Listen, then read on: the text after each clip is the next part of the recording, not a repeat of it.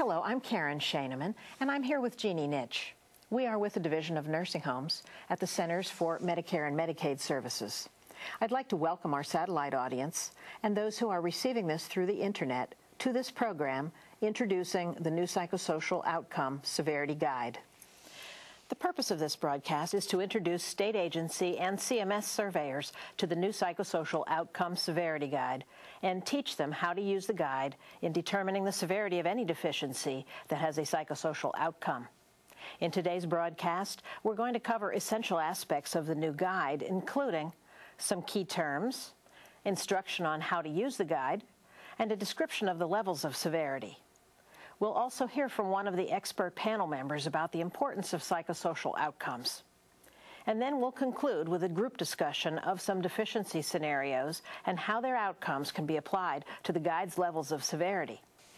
But before we begin the broadcast, Thomas Hamilton, Director of the Survey and Certification Group, would like to make a few opening remarks about today's program. Good afternoon. I'm Thomas Hamilton, Director of the Survey and Certification Group at the Centers for Medicare and Medicaid Services. Today's satellite presentation offers information about psychosocial outcomes and introduces the new Psychosocial Outcome Severity Guide. Together with the tag guidance found in Appendix PP and the Severity Grid found in Chapter 7 of the State Operations Manual, the new Psychosocial Outcome Severity Guide will help surveyors determine the severity of deficiencies that have a psychosocial outcome resulting from facility noncompliance. Quality of life issues can be just as important as quality of care issues in terms of their effect on the well-being of nursing home residents. The new guide provides real examples of psychosocial outcomes that surveyors may see exhibited by residents. This guide is useful in determining the severity of deficiencies based on the quality of life tags, and it is also useful in determining the severity of any deficiency that has a resulting psychosocial outcome. The guide places those outcomes within the defined levels of the nursing home scope and severity grid with which you are already familiar. Today's satellite broadcast will include an interview with Dr. Judah Raunch, who offers some outstanding information about psychosocial outcomes in general and about quality of life issues for nursing home residents in particular. I hope that you find today's presentation useful. Thank you for joining us, and thank you for your continued commitment to improve quality of care and quality of life for nursing home residents. Thank you, Mr. Hamilton. Jeannie and I have been working for a few years on the development of this new tool for surveyors. It's part of our contract that has been making changes to the tags. While we were working on the development of the new activities guidance, we decided that rather than developing a severity guidance just for activities, we needed to develop a psychosocial outcome severity guide that can be used for any deficiency that results in a psychosocial outcome to residents. Jeannie, why don't you tell our audience about that developmental process? Sure, Karen. We convened a panel of experts, including psychologists, gerontologists, surveyors, and others, to work on defining and then quantifying the levels of severity for various psychosocial outcomes. After stakeholder comment and panel review, we released the new guide, which is part of Appendix P, Section 5, Deficiency Categorization.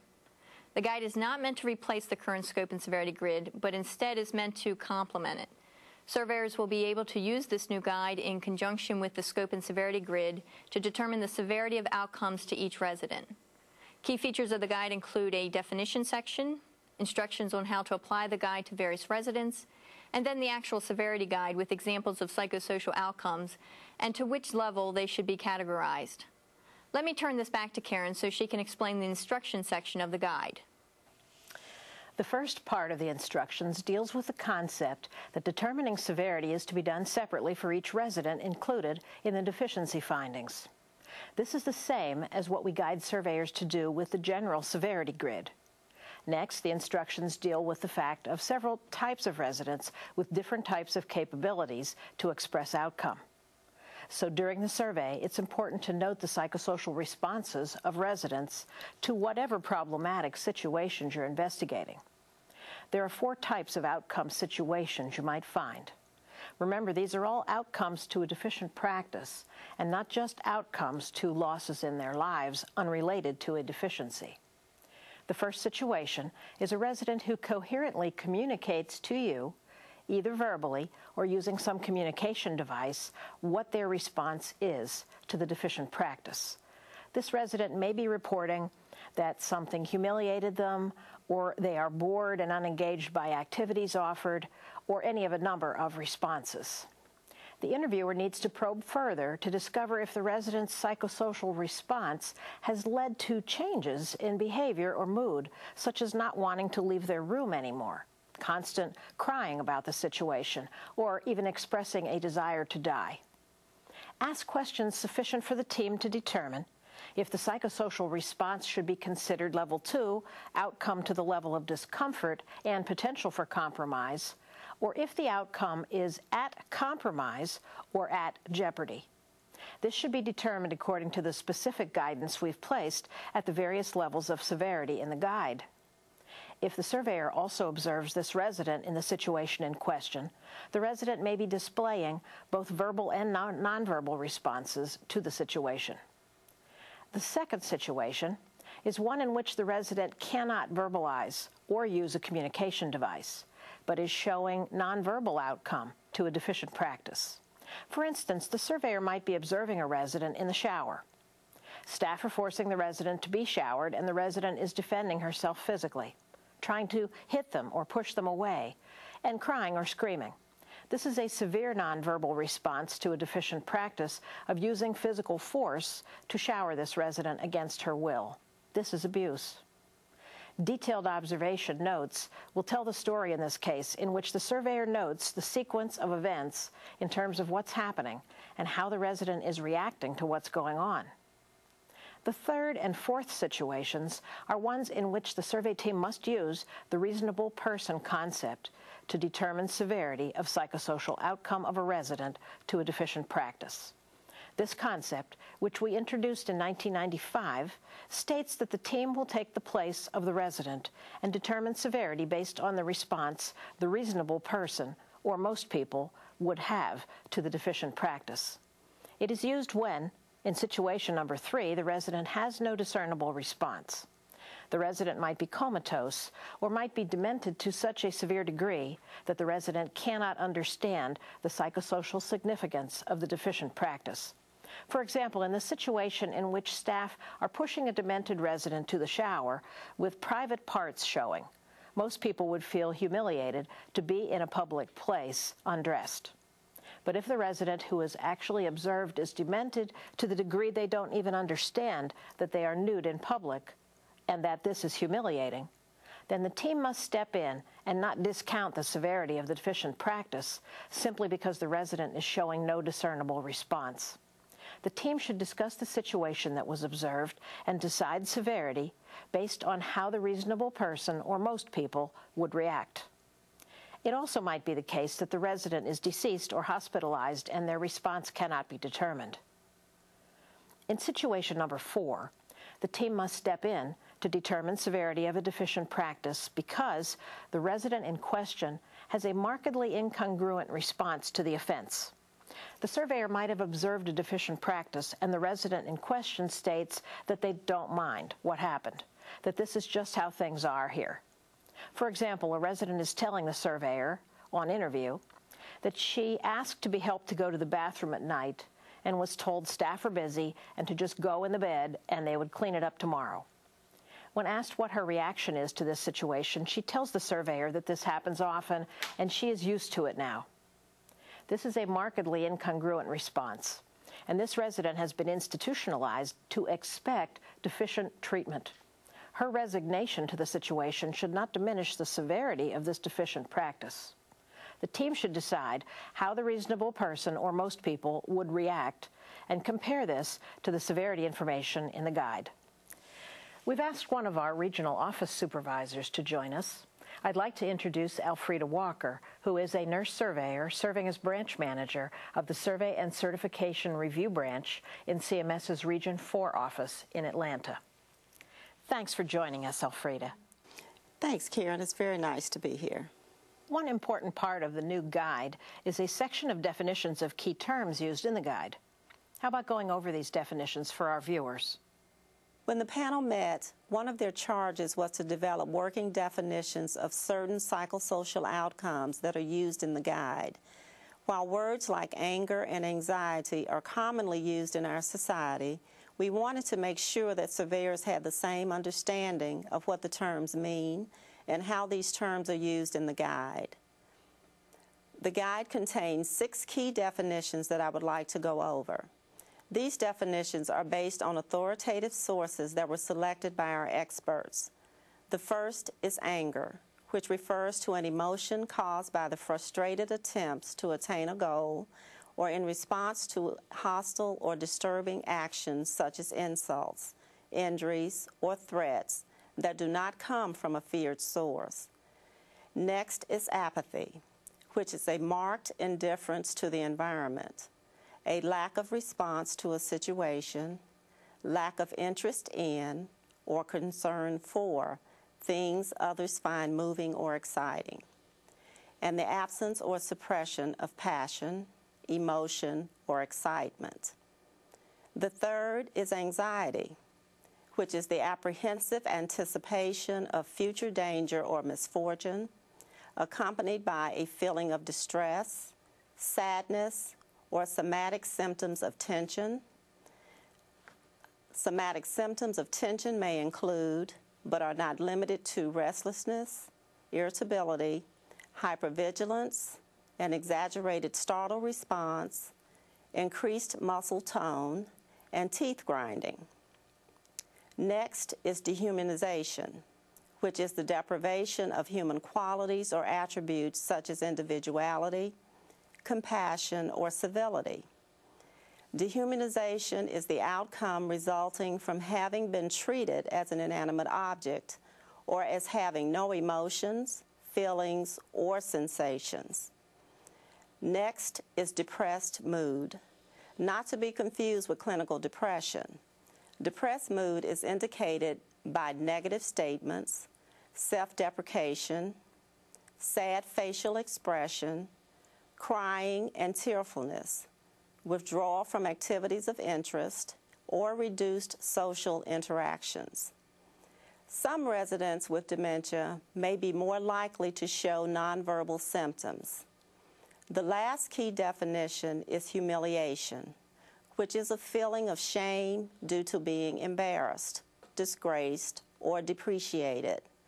Some individuals lose so much self-esteem through humiliation that they become depressed. Thanks, Elfrida. I know the panel found these definitions helpful when they developed the guide. I hope the surveyors will too. Now I would like to turn to an interview I did earlier with Dr. Judah Ranch, a psychologist who is a member of our expert panel. Dr. Ranch is Vice President of Residential Life, Mental Health, and Wellness for Erickson Retirement Communities. He is responsible for developing person-centered, strength-based approaches that serve the mental wellness and quality of life needs of Erickson's over 15,000 residents on 14 campuses. I asked Dr. Ranch to give us some general information about psychological well-being and the importance of evaluating psychosocial outcomes. Let's turn to the interview. Thank you, Judah, for joining me today as we present to our viewers some of the important concepts of the Psychosocial Outcome Severity Guide. It's great to be here. Thank you. The purpose of the Psychosocial Outcome Severity Guide is to help surveyors determine the severity of a psychosocial outcome resulting from a facility's noncompliance with any regulatory requirement. It's an imperative that the surveyors understand what psychosocial outcomes are in order to use the guide. When we talk about psychosocial outcomes, we're talking about mood and behavior. While the guide addresses negative psychosocial outcomes, it may be best if we start our conversation about positive outcomes and well-being. What constitutes psychosocial well-being for nursing home residents? Well, it's historically been difficult to define psychosocial outcomes. And one of the things the panel struggled with was coming up with a definition that people could relate to and understand. Psychosocial outcomes really refer to the presence of positive mood, the ability to adapt to their environment, and basically to feel valued and to feel comfortable in their environment. It's a critically important aspect of quality of life. And as you know, Gene, so many of our residents in nursing homes have cognitive impairment. So that presents an additional challenge, which is how do you define quality of life in people who are cognitively impaired? You can't always ask them how their quality of life is or what's happening to them psychosocially. So we've learned through the scales that have been developed by our colleagues that you can actually judge the quality of life of people with dementia, Alzheimer's, and other kinds, simply by looking at their appearance, looking at their reactions, looking to see whether they seem relaxed or frightened, looking to see whether they have any degree of social comfort. Do they approach other people in a positive way? So that we can really look at quality of life and psychosocial well-being in people regardless of their cognitive level. When it really comes down to, when all is said and done, is do people have the ability to make choices and make decisions about the important factors in their daily life and in their care? How is quality of life related to quality of care? Well, again, another good but not easily answered question. Quality of life is much more of a subjective measure. As you know, quality of care can be tracked by objective indices that are currently tracked by nursing homes now. But quality of life involves a combination of both asking the resident or observing the resident to see what their subjective reaction is to the life they're living in the nursing facility, and also measuring things like the amount of pleasure that they demonstrate in what they're doing. Do they seem to enjoy their experiences, not just attend them? Are they actively involved or not? So we really can see that quality of life is more and more getting known to us. So certainly in the MDS, we have many features of quality of care in what we capture. Quality of life isn't really captured as directly, but really involves getting a sense of, is the person really having a good time while they're there, and do they have positive relationships, do they relate well to others, and do they seem comfortable? And one way to do it is really to just look in their eyes and see how they seem to be enjoying their stay there. While quality of care can lead to quality of life, there are human needs that aren't represented in quality of care indicators. According to the late M. Powell Lawton, there are 11 basic human needs that have been proposed in the literature.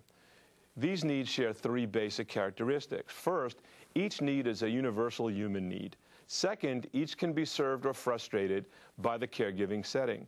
And third, each need may be represented by its fulfillment for each individual and by its capacity to be fulfilled by the facility. You mentioned there are 11 basic needs. Let's talk about a few of them.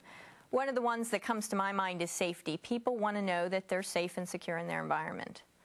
Safety is really a double-edged sword. We always think about whether people feel safe when you have people with dementia, for example, or safe in the way they're handled or related to.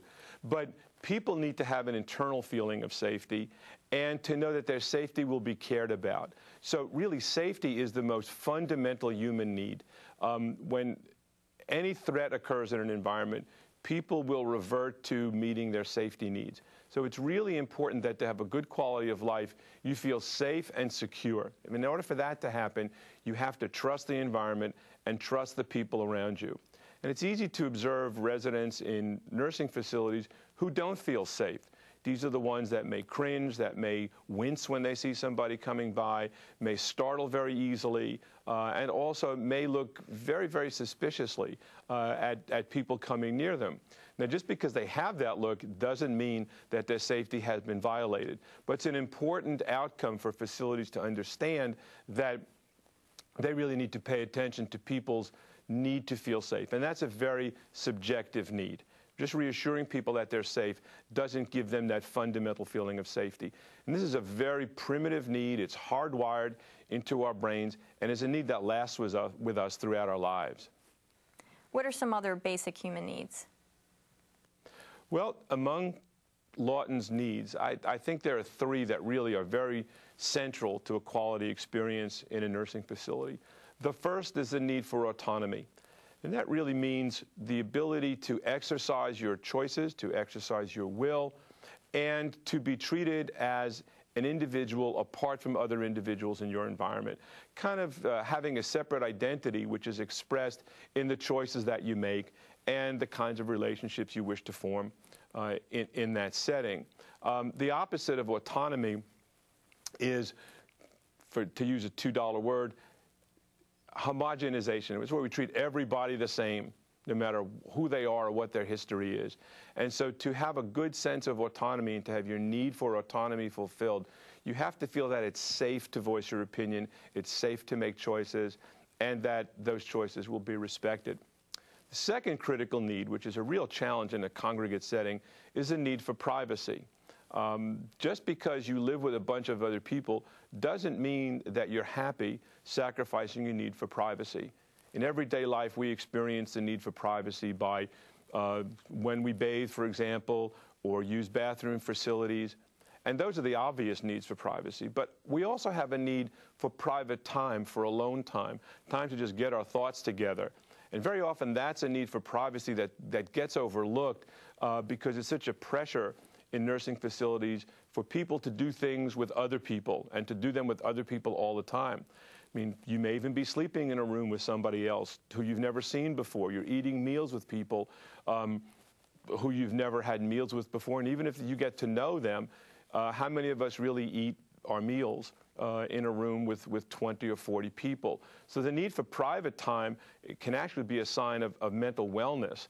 And we ought to know that people's need for privacy is not an abnormal thing. It's actually a normal human need that we're going to observe in a nursing facility. And finally, the need for dignity, which is critically important. People in nursing homes have a lot of what's been called body work done to them.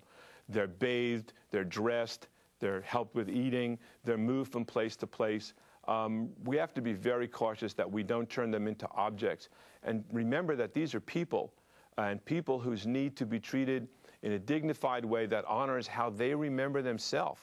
And that just because they're old and maybe not physically attractive anymore, or because you've seen them as a caregiver without their clothes on, doesn't mean that their right to dignity should be compromised. The way they're spoken to is another way that dignity needs to be preserved. They need to be addressed in a way that honors who they are and recognizes that they have lived a long and productive life, so that preserving dignity becomes very, very important in helping people maintain their self-esteem, their sense of being valuable in this world, even though they may not be occupying a very valued role in society anymore. People have a lot of negative views about nursing homes, but I think we're seeing a definite change for the better. Quality of life is being focused on more and more, and I think this guide will help emphasize the importance of focusing on residents' total well-being, not just their physical well-being, but their psychosocial well-being too. Judah, let's look at well-being from the beginning of a resident's stay in the nursing home. What does going into a nursing home do to well-being? Well, it can be one of the most traumatic experiences in somebody's life. And I don't say that to over-dramatize the case, but if you think about it, most people who go into nursing homes don't choose to go there, may not understand why they're going there, and it represents a significant transition, and in many ways, a loss of status in society, a loss of self-worth, a loss of control and dependency on others, especially a loss of control over time and the way events happen in your life. And there's a major pressure to conform, do things with other people like yourself when people tell you to do it, according to a schedule you may have had no input in developing, in ways that are consistent with the way the facility is run, but may not be consistent with the way you've lived your life. And so there's a real pressure to conform, and if you don't, you run the risk of actually being labeled a behavior problem if you assert your autonomy too much. Times of transition are psychologically very significant passages in people's lives, particularly older people's lives. And we know that a time of transition can be an opportunity for tremendous growth or tremendous harm. And I think for many years we've underestimated how difficult it might be to make that transition into a nursing facility, because it's a transition we make every day. We walk in, we punch in, we do our job, and we go home. We don't really realize how difficult it can be for somebody who's going in there fully well knowing that they probably will not be coming out alive. And so we really have to be sensitive to the fact that the period of adjustment can be very, very difficult, can create tremendous anxiety, and in fact, we need to be able to deal with this in a therapeutic way so that we can help people over the threshold of transition and show them how and where the facility is a welcoming and supportive environment.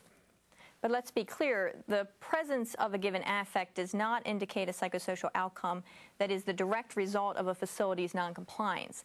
People enter nursing homes exhibiting signs of sadness, anger, you mentioned anxiety, and loss of self-esteem. That's correct. The problem occurs when the facility doesn't address the residents' pre-existing negative psychosocial issues, and that allows the condition to continue or even to worsen. So just to repeat, what we're really looking at is whether the facility addresses a problem the individual came in the door with. That's a good point. So what we have been talking about is adjustment difficulties residents may face when entering a nursing home. The time of admission is a major transition for a resident. What makes for good or bad outcome? Essentially, it's the way the facility handles the transition. A transition can produce gains in mental health or decrements in mental health, depending on how it's addressed. And we see this in transitions throughout our lives. The first day of school, when we go off to college, when we get married, when our first child is born. Life is full of transitions. What makes a transition positive or negative is the way you react and the way people react to your reaction to that transition. So the opportunity for mental wellness is really there if people understand that this transition can be helped if the folks around the individual really know that there's something therapeutic to be done. Let's take a look at some video. I want to go home.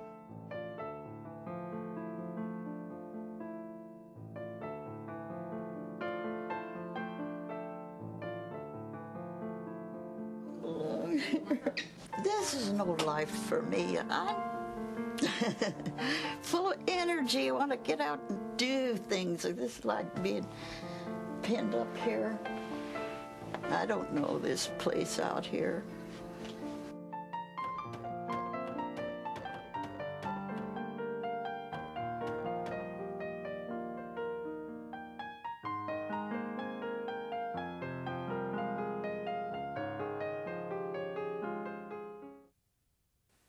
Judah, what did we just see? Well, this behavior can be viewed in a couple of ways. Just looking at the part of the video we saw, we could think that she's refusing to adjust. Or we could think that it's a normal reaction to being in a new environment that she doesn't fully understand. The important point is that she's at a crossroads right now. And how the facility responds to this is critical, not just in determining what her adjustment will be in the moment, but in setting the tone for how much trust she can develop and whether her adjustment will be good in the long run. Now we have the follow-up to that scene, so let's see how the facility responded to the resident. Hi, Arlene.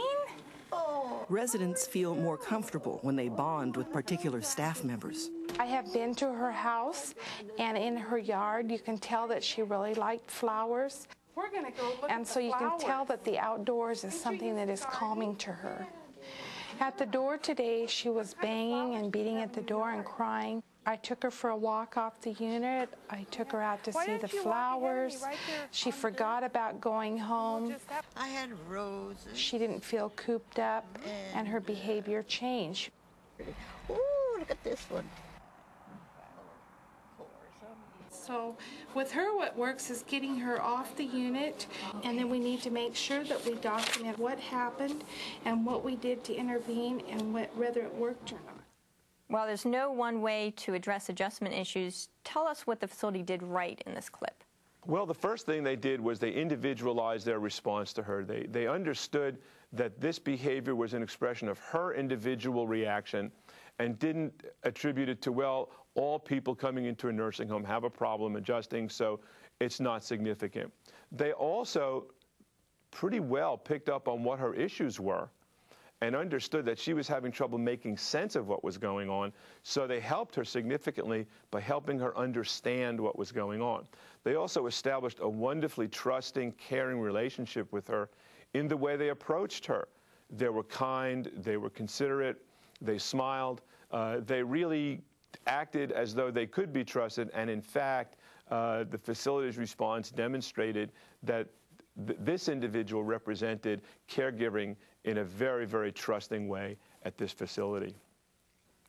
I want to move us on to another barrier of good mental health and well-being, learned dependency and learned helplessness. Would you explain these concepts to our viewers? Sure. Learned helplessness is a concept that was developed by Dr. Martin Seligman. And he said that in his studies, people who had become depressed had learned to see themselves as not capable of influencing the results of events in their environment. So they began to believe that they had no influence over potential positive outcomes in their lives. What's worse is they also believed that they were the source of bad outcomes. So they had no trust in their own ability to affect things for the better and believed that if they acted, it would only affect things for the worse.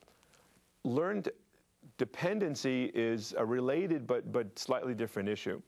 And that refers to the experience many people in nursing homes have, that you are taught to be dependent on others. It gets back to the point I made before about your autonomy is taken away in many cases as the price for care. Now, how does this happen? Staff members in nursing facilities are highly nurturing people.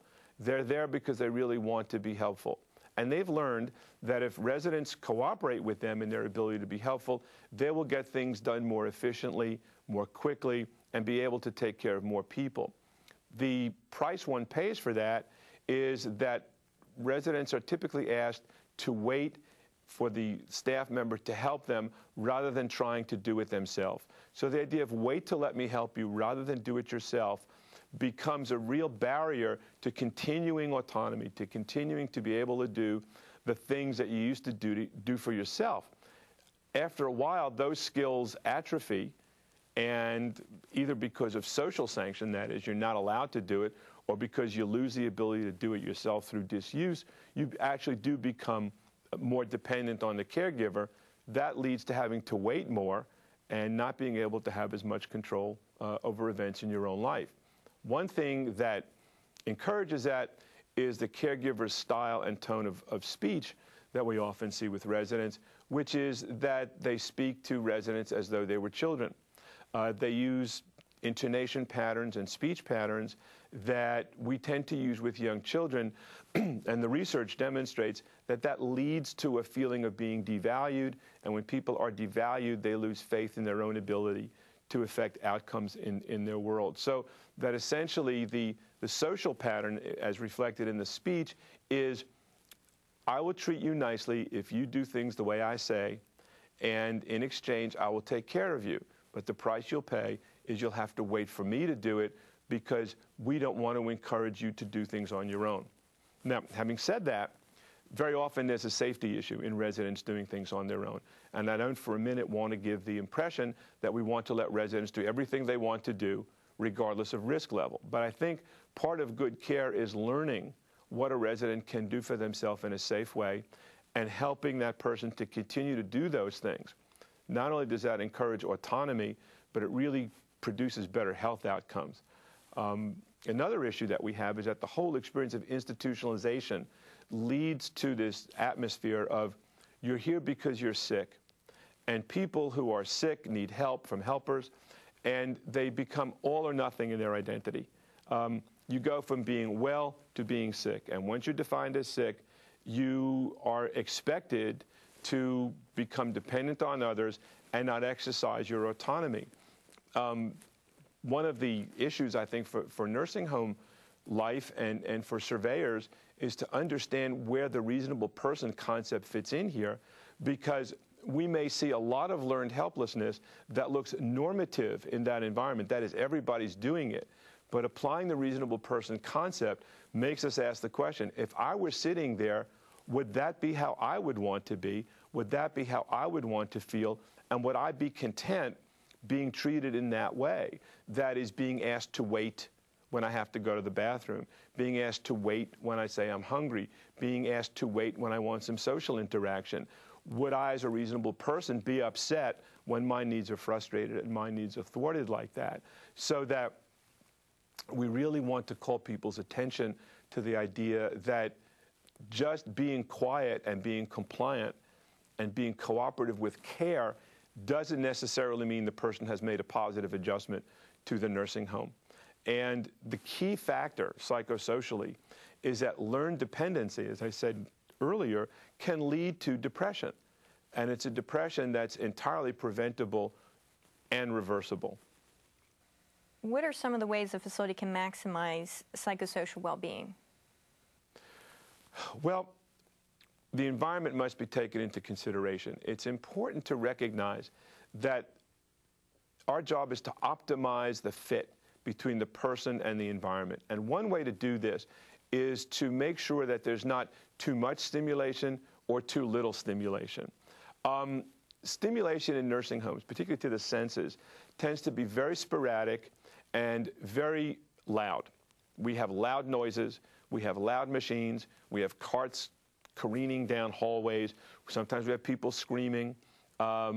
We don't have a lot of mild and moderate stimulation, which really leads to a feeling of well-being. People who are understimulated tend to get bored. People who are overstimulated can become anxious, disorganized, and even feel panic. That's certainly true. You make some great points. We have a clip to actually illustrate this point. Do you want to tell us anything about what we're about to see? Well, this clip is taken from an education video called Bathing Without a Battle. The information in the video was based on more than 10 years of research into improving bathing for persons with dementia. What we're about to see is an unfortunate example of a bad outcome. Let's take a look. But I don't want no shower because I don't like them things. You don't? No. Well, we're not going to take that long to have to give you a shower. No, you don't have to. You're a damn lie. You don't have to give no shower. In the name of Jesus, amen. I said, jerk this thing down here, wear your tail out with it. I said, get on out. Get on out my look at y'all. I wish you'd get up from down there looking at my tail. You look at yours. Yours be looked at more than anybody else. Don't miss Sue. There ain't none of y'all in here. What's nothing but devil. Ow, ow, ow! Ooh, ooh. Ain't such a lie. You just tell a lie. In this case, there's too much pressure on the woman to conform to the procedure that the staff wants to do, and the resident panics, putting herself in significant danger. We often get very preoccupied with completing the task, and we don't pay attention to the signs of ill-being that we see. We tend to think about it as the residents being resistant or the residents being uncooperative. And the point of this clip is that this woman is in extreme discomfort and is telling us by her behavior that we're forcing her into a situation where she's not only overstimulated, but her brain is going to respond as if she's being attacked. And what she does is she strikes out. Now let's look at a way this situation could have been avoided. We won't give you a bath, we'll give you just a wash-up. Yeah, that'll be all right with me. Okay. Yeah, do the same thing. I'm going to put this over you so you can be warm in the hallway. All right. Till we get up there to clean you up. All right. Just getting always been this courteous. Yeah. You've just done a good job. Miss Falsey, what church you go to? Rock, right now, Where that's at? In Greenmore? What's your face? she said, yeah, I go to Greenmore. I've never been there. You should come out there sometime. I'm going to try to see if I can make it sometime. Can I take this off so I can rinse you off so we can go? You see, by pacing the bath, by allowing the resident to have some control, by making the bathing situation a mild or moderate experience rather than an intense situation, she's really able to not only cooperate, but actually to find it somewhat enjoyable. The scene in the shower emphasizes overstimulation, but the other side of that is understimulation or boredom, another bad outcome. We have a clip to show that, and it's probably a very familiar scene to our surveyors. So let's take a look.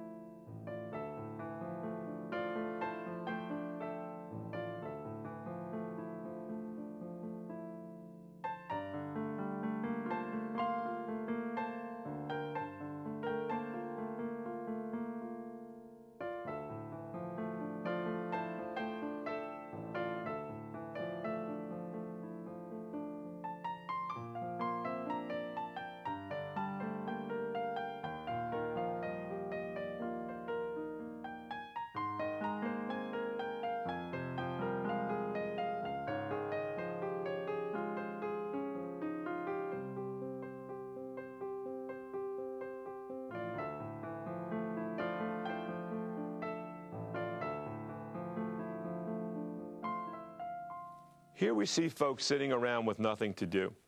And unfortunately, this is all too common in many nursing facilities. The important point here is that it's not okay for people to be bored. People aren't bored because they can't be stimulated or they can't be engaged. People tend to be bored because there's a lack of stimulation in the environment. And the evidence for this as a reversible outcome is significant. Watch when children come into a nursing home and the formerly bored people suddenly come alive, or when a puppy comes in, or when their relative comes in. All of a sudden, the light of life comes back in their eyes.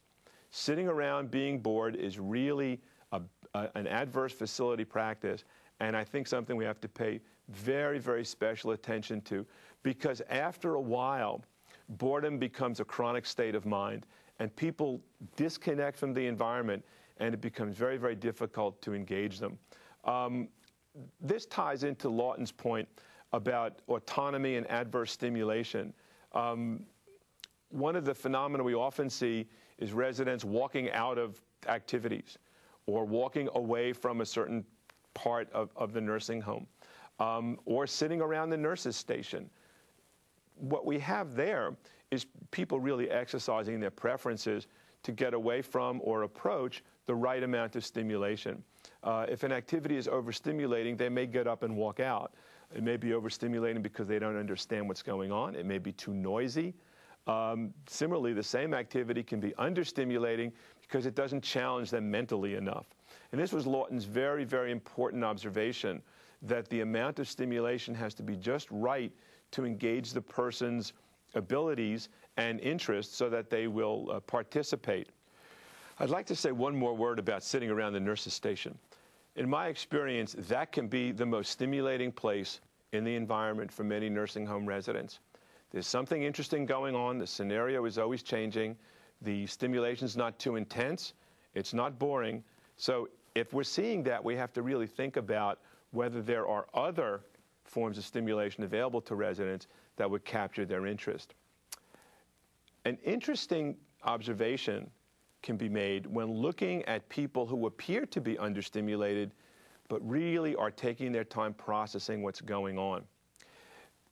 We're going to look at a clip now which really shows how we have to be vigilant to see whether the person is engageable and whether or not, even if they're not responding, they're getting the right amount of stimulation.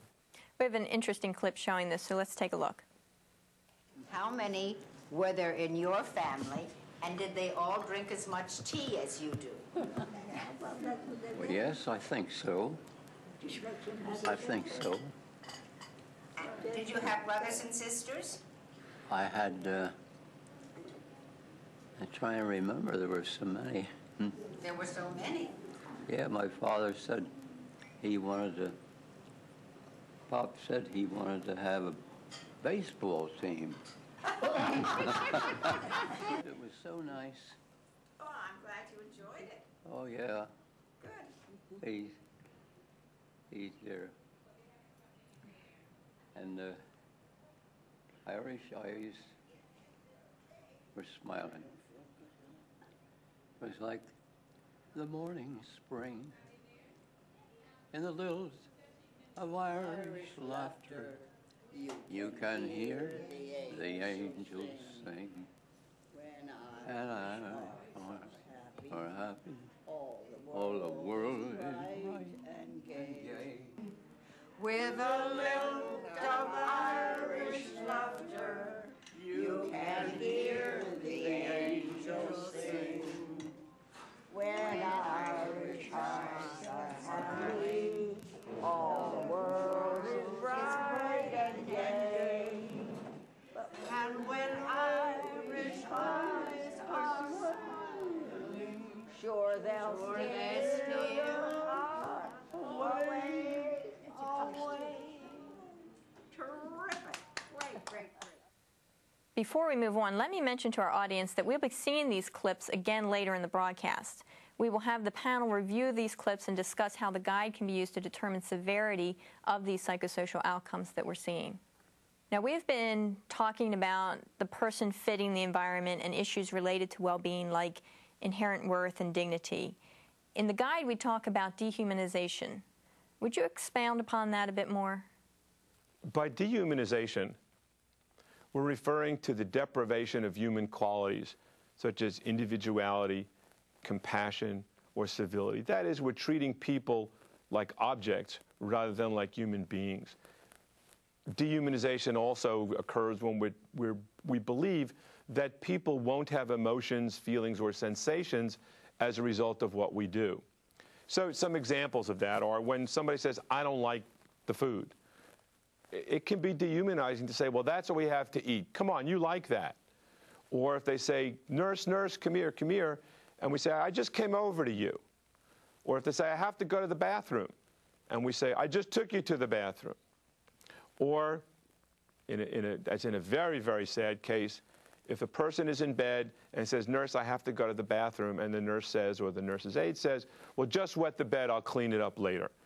These are really some examples of not treating the person as a human being with feelings, with self-esteem, with pride, and basically saying that what you say you need really doesn't matter to me.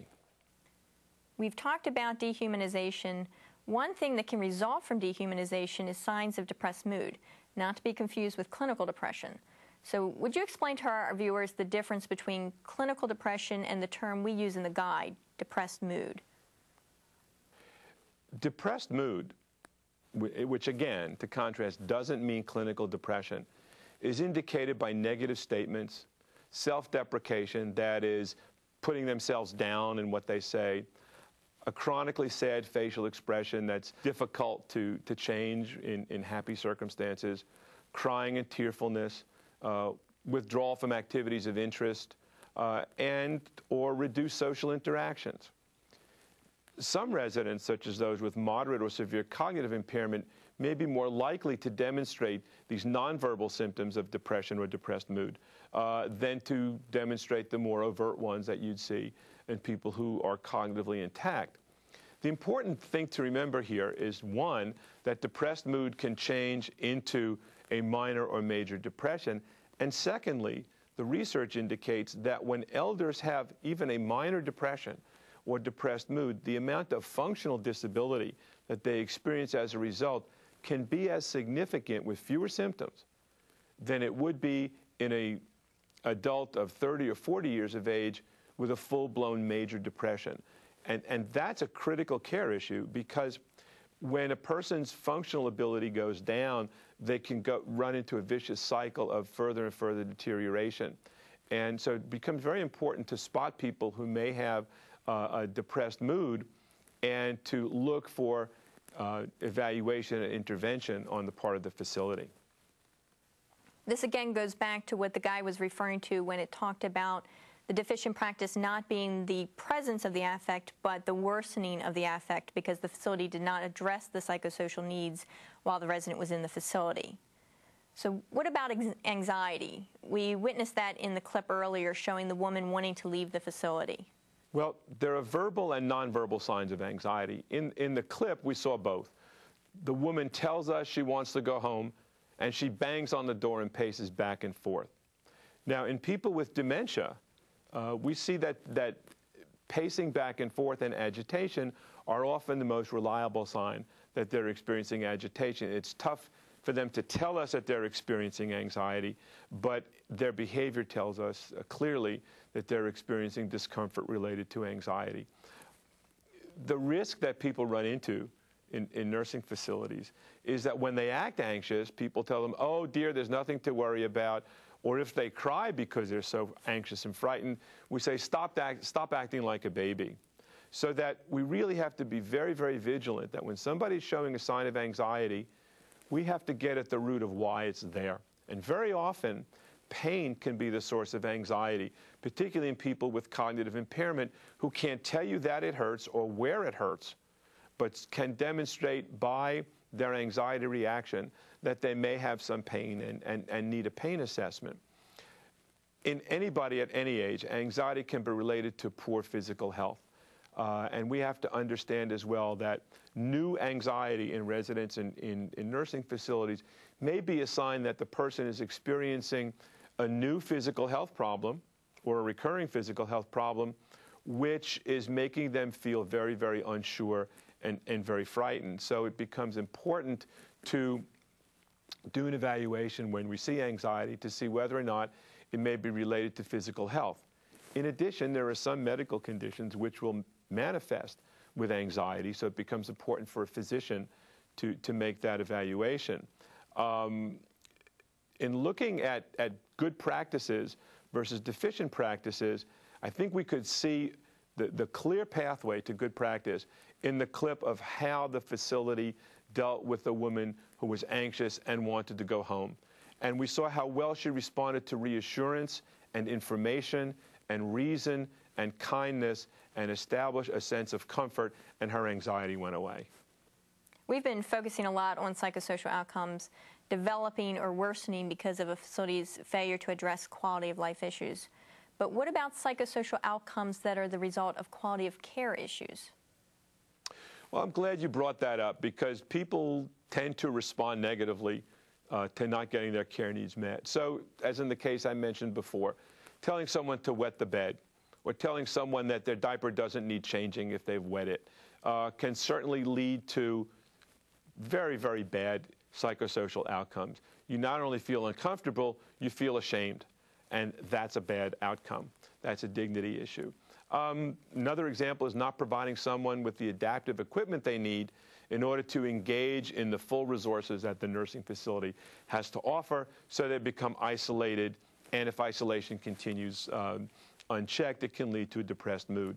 So if somebody needs their eyeglasses in order to see what's going on, or a hearing aid, or a wheelchair to get from place to place, if that adaptive equipment is not provided to them when they are ready to engage in their social world, the psychosocial outcome really is diminished as a result of a deficient facility practice.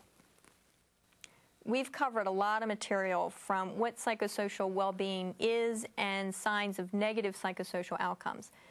What I take away from all this is the importance of looking at the whole person, their physical and psychosocial well-being. What concepts do you want our audience to take away from what has been said here today? Well, first, adjustment to a nursing home is not easy.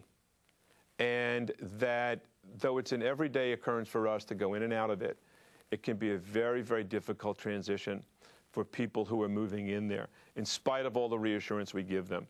It's important to recognize their difficulty, to recognize their discomfort, and to help them over the transition in a way that maintains their self-esteem and their sense of value. Second, we can have too much stimulation or too little stimulation in an environment, and both of these can lead to poor psychosocial outcomes. If we listen to loud rock music and we don't like it, we can get up and walk out. Or if we go to a movie that we don't like, we can get up and walk out. People in nursing homes don't often have the prerogative of doing that. Being made to stay in a situation that is difficult for you to accommodate to or to deal with the sensations that develop there really can be a lead to poor psychosocial outcome because you're essentially chronically uncomfortable in that situation. Similarly, boredom can really lead to some bad outcomes, and it's important for us to understand that just sitting around is not normal for people to do at any age. And just because a lot of people in nursing homes may do it doesn't mean they're enjoying good psychosocial outcomes.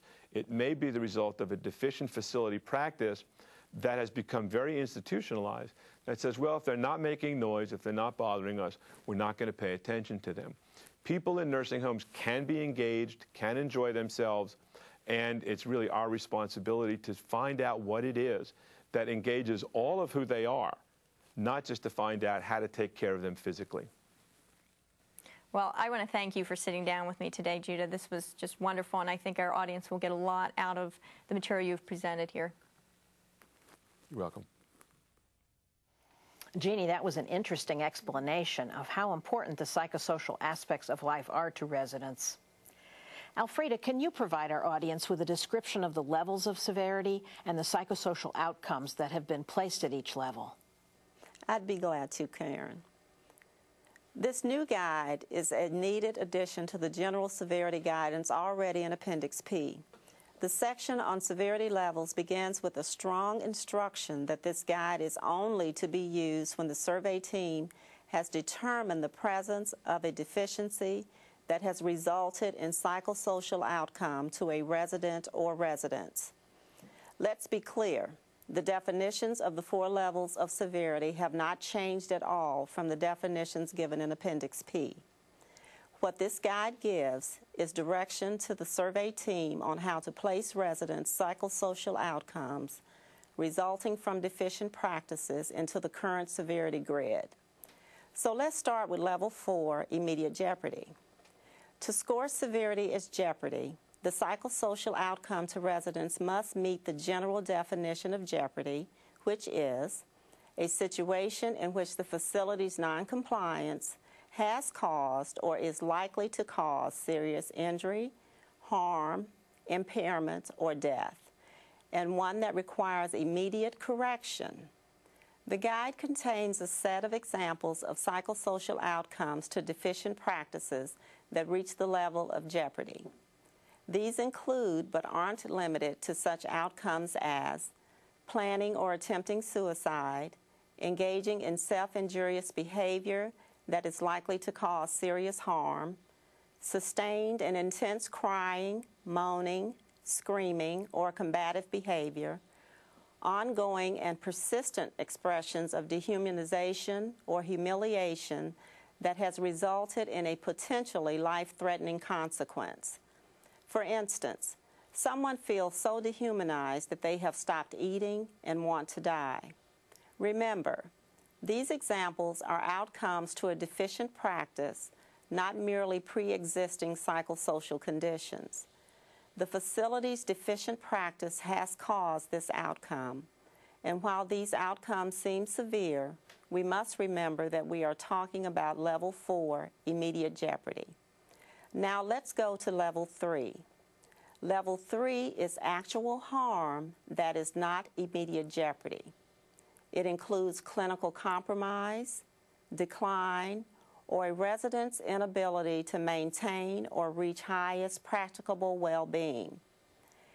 The examples placed at Level 3 include persistent depressed mood. The experts who assisted in developing this guide provided several examples of the verbal and nonverbal manifestations of depressed mood. Some of these are social withdrawal, verbal or psychomotor agitation, tearfulness, and crying.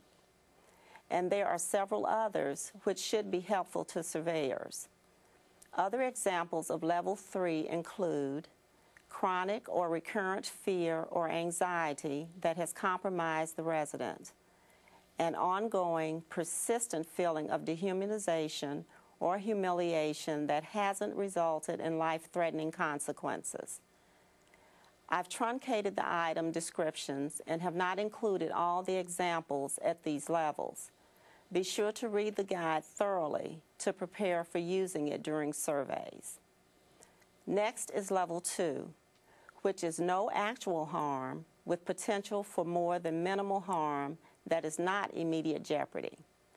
Level 2 includes two aspects: resident outcomes to the level of discomfort or the potential for compromise. Many of the same types of outcomes, anxiety and depressed mood, are mentioned at each of the levels, and the difference is the severity of these moods and behaviors. These are described in detail for each outcome at each level. The psychosocial examples under Level 2 include fear of shame or embarrassment, complaints of boredom or reports that there is nothing to do, intermittent sadness, and several others as identified in the guide. Finally, let me point out that the guide clearly directs that Severity Level 1 is not an option because any facility practice that results in the reduction of psychosocial well-being diminishes the resident's quality of life. The deficiency, therefore, is at least a Severity Level 2. As a reminder, the Psychosocial Outcome Severity Guide deals only with severity. Surveyors will follow current guidance in Appendix P to determine scope. Thanks for that explanation, Elfrida. Now let's use the information you've just given us and take a second look at some of the video clips that Dr. Ranch and I discussed earlier.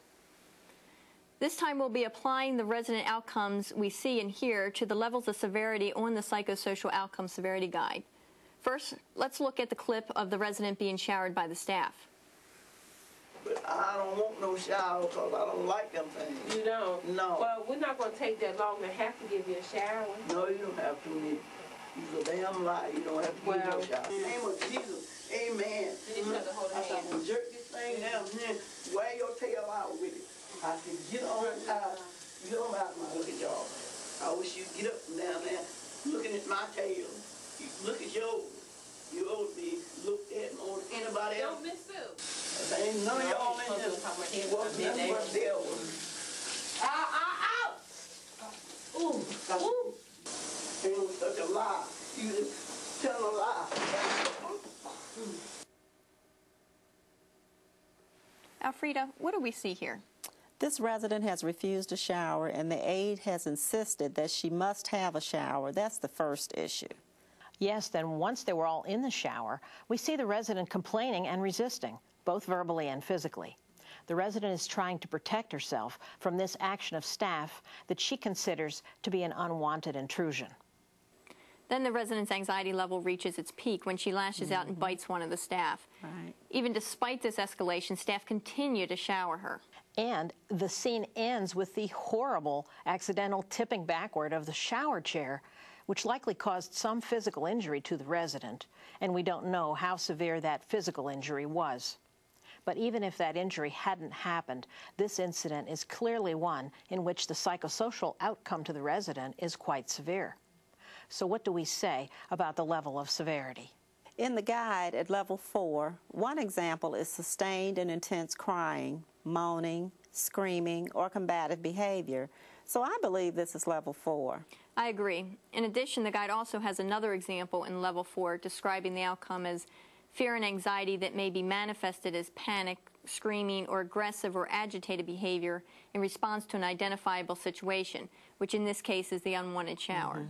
This is immediate jeopardy. Yes, I agree that this is indeed jeopardy at F223, abuse. Now let me set the stage for the next clip. This is a situation where a resident was admitted to a nursing home and is having adjustment issues. Her anxieties about being in the nursing home and wanting to go home is quite clear. In the guide, we talk about the mere presence of a given affect does not equate to a deficient practice. However, psychosocial issues that are not addressed and which can continue or worsen because of a facility's lack of attention does equate to a deficient practice. What we're seeing here is a resident whose adjustment issues have not been addressed by the facility. Let's look at this clip.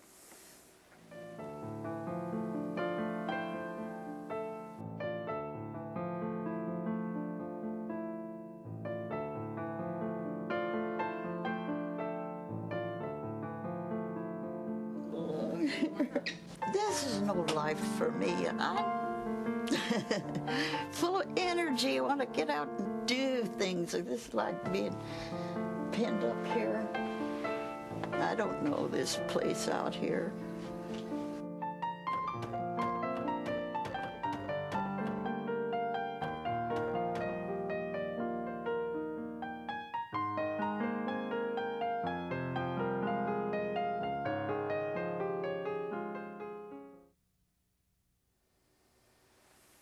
For the sake of this discussion, we are assuming that staff are ignoring this continued behavior and the woman's anxiety about being placed in the nursing home has not been addressed. During the survey, we have observed this woman repeatedly pounding the door several times a day and saying she wants to go home. When questioning staff, their response was, that's her normal behavior. She's always trying to go home. We don't see this issue as immediate jeopardy, but what level of severity is most appropriate for this situation? The difference between level 3 and level 2 is the persistence of the psychosocial outcome, in this case anxiety, and possibly depressed mood. So looking at the guide, level 3 talks about persistent depressed mood, including social withdrawal, anxiety, hopelessness, and tearfulness, as well as verbal and psychomotor agitation. Level 2 would be intermittent sadness, tearfulness, and anxiety, only causing minimal discomfort. Based on what we know about this scenario, this behavior is persistent and untreated by the facility. The resident's outcome has risen to the level of compromise to her well-being, and I believe it meets the definition of harm at level 3. I agree, Elfrida. And I agree as well. Now, the last clip shows a facility in which residents are sitting around all day, doing nothing but sitting there. They are not actively complaining. They just have nothing to do. For the sake of discussion of this scenario, we will say that the survey team has sampled many of these dependent residents and has found in each case that there was either no care planning for activities or the care plan wasn't taking place. Residents were observed on all days of the survey doing nothing except going to meals and receiving ADL care. None of the sampled residents were able to be interviewed due to dementia. Let's look at this clip.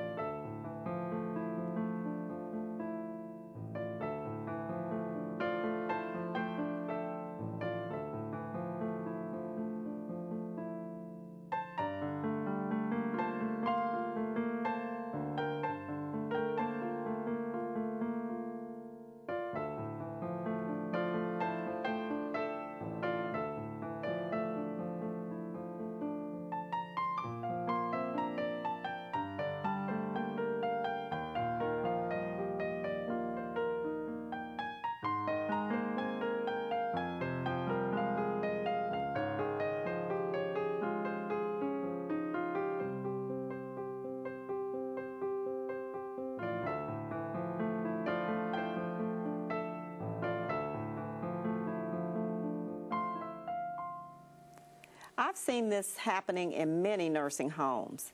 Since these residents can't communicate, the survey team would need to use the reasonable person concept to determine how most people would react to the situation of being dependent and being left all day, every day, with no stimulation or activities. I think there's an example in level 2 that addresses this scenario. It says, complaints of boredom or reports that there is nothing to do, accompanied by expressions of periodic distress that do not result in maladaptive behaviors such as verbal or physical aggression. Since the team is applying the reasonable person concept on behalf of these residents, I believe it would be best for them to select level 2. That's all the clips we have for today. We understand that no situation will be exactly as we've shown, but we hope that in taking you through and showing you psychosocial outcomes and how they apply to the guide will be helpful to you in taking real deficiency findings and selecting the appropriate level of severity. On behalf of Karen Shaneman, Elfrida Walker, and myself, we thank you for joining us today.